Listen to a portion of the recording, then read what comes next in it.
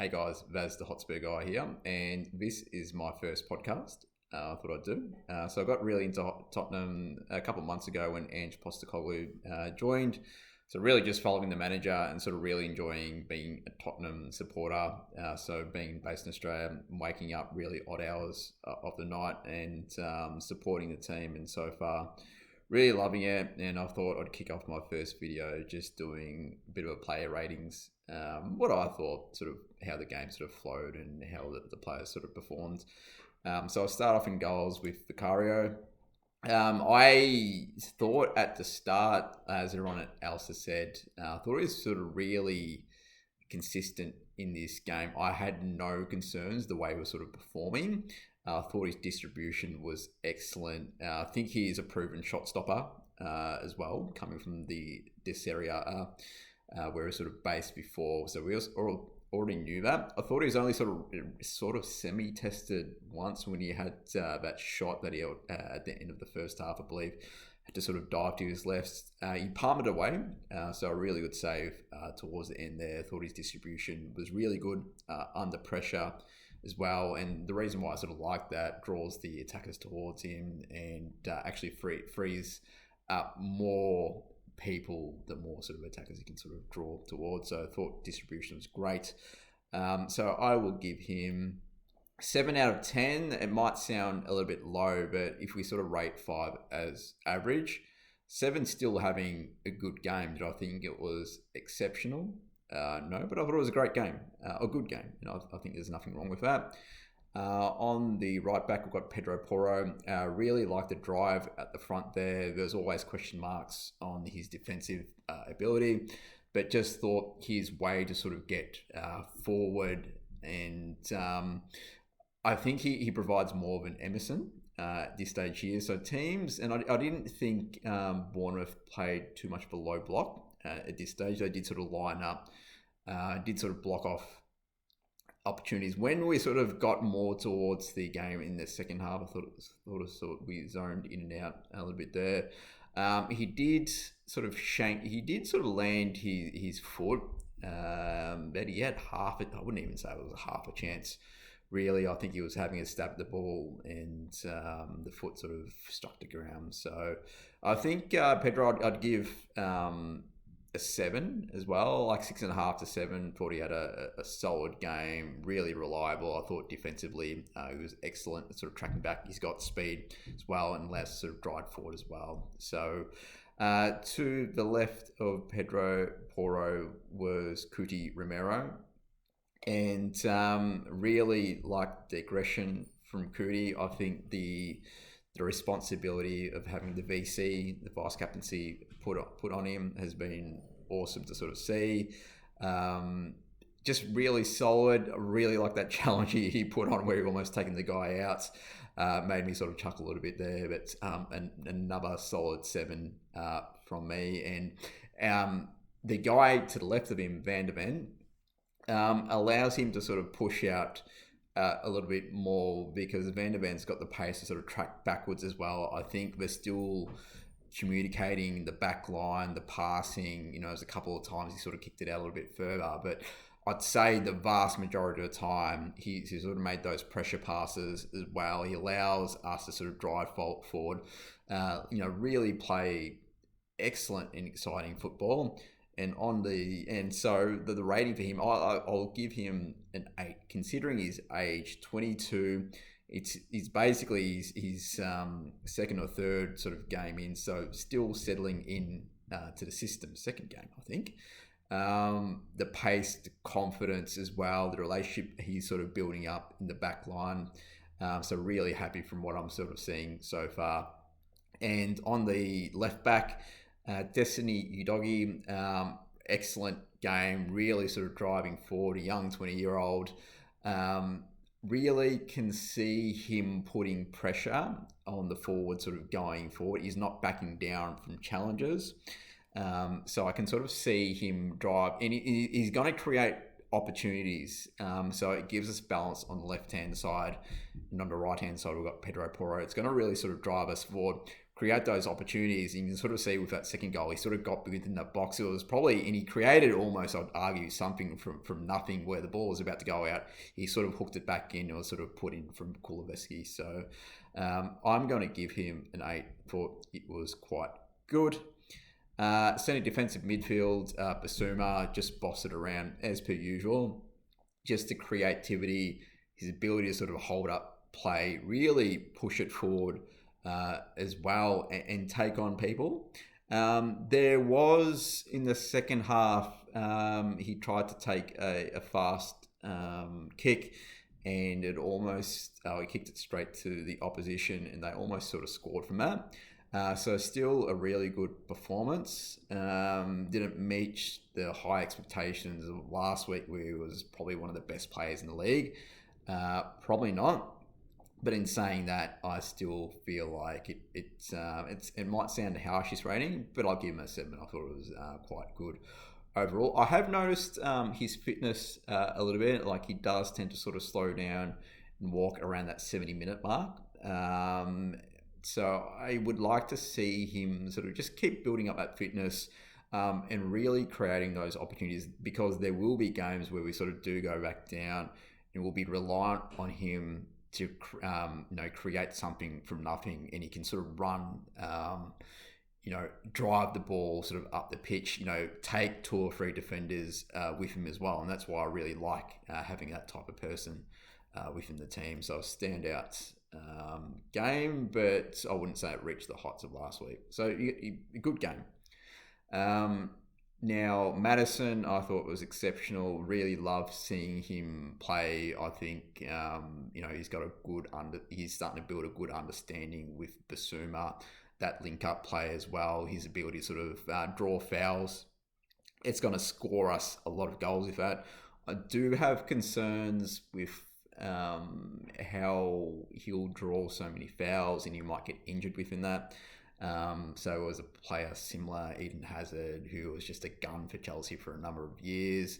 But just because he kept on getting hacked down, he had a lot of injury problems towards the end. So I'm sort of worried longer term that defenders are going to try and bully him, and he might be more susceptible to sort of getting injured. So I do get concerned with that. But regarding the game, I thought he's exceptional. If I was going to sort of nitpick, he probably had 3 good chances. He buried 1. The other 2, he probably could have done a little bit more with as well. There was one where the opposition keeper tried to kick it out. He done well to intercept it. He should have punished Bournemouth more with that.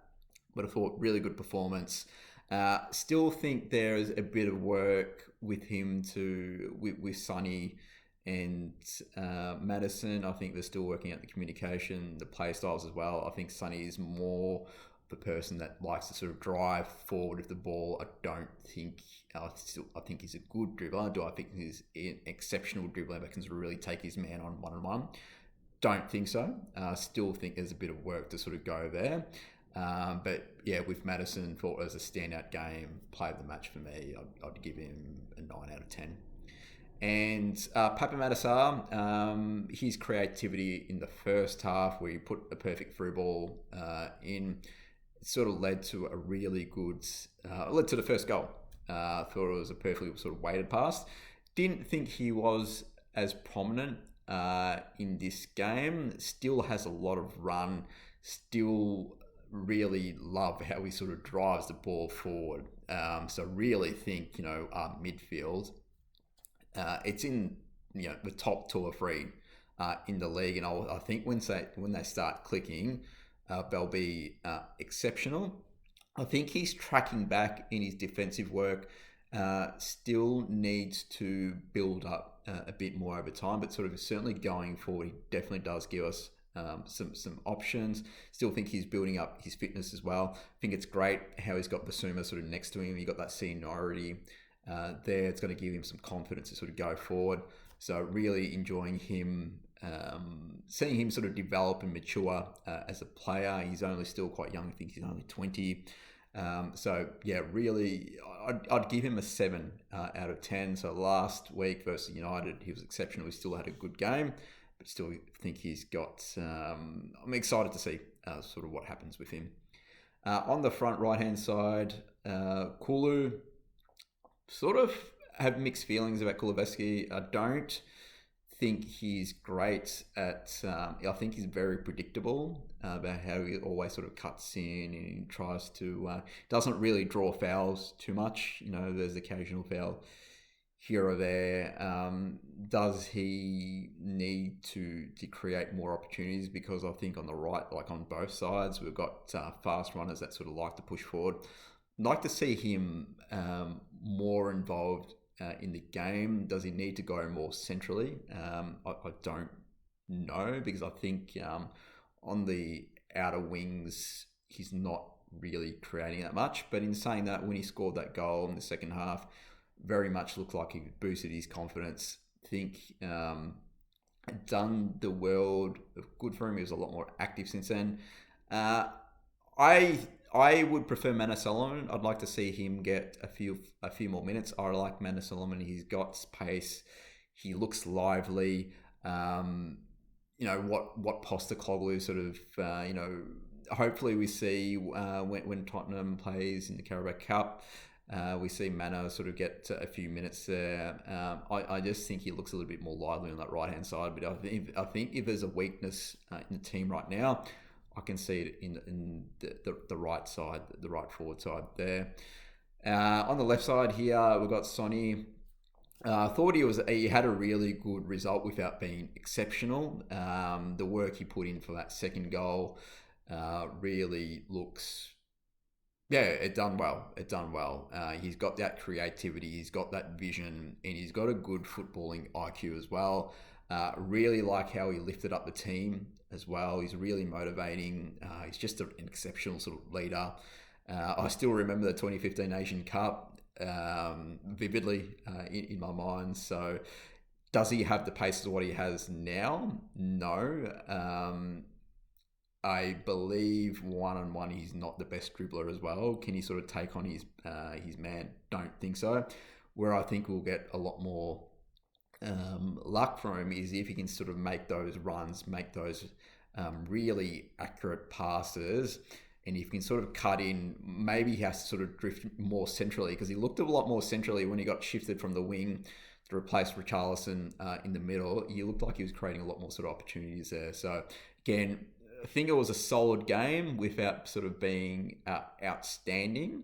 I'm going to give him a 6 from that. So it might sound a little bit low, but I just thought 6 isn't a bad rating as well. If we say 5 is average, I think he performed slightly above average there. So I think it's a fair result. Richarlison, thought the first half he was really good. I think it's concerning everyone how he's not getting any goals, and I think he had two really good chances there, and he just seems to be that half a foot out, doesn't seem to be getting in the right positions at the right time. And I believe if Kane was playing in there, Kane would have scored 3 or 4 goals if he was in Richarlison's shoes. So he just looks awkward. We know he's talented. I think the way he sort of lashed out and got that yellow card was completely unnecessary. When he lost possession of the ball, he just kind of shanked it. But he seems to do about 80% of the work, and it's just that last 20%. It's just letting him down at the moment there.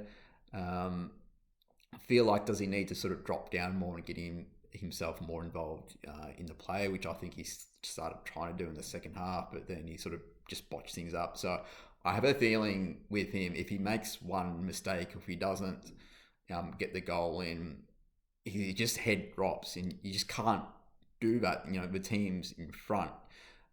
So it's okay when the team's in front, but when things get hard, when you might be 2 or 3 goals down, and it might be a cup playoff or something to that effect.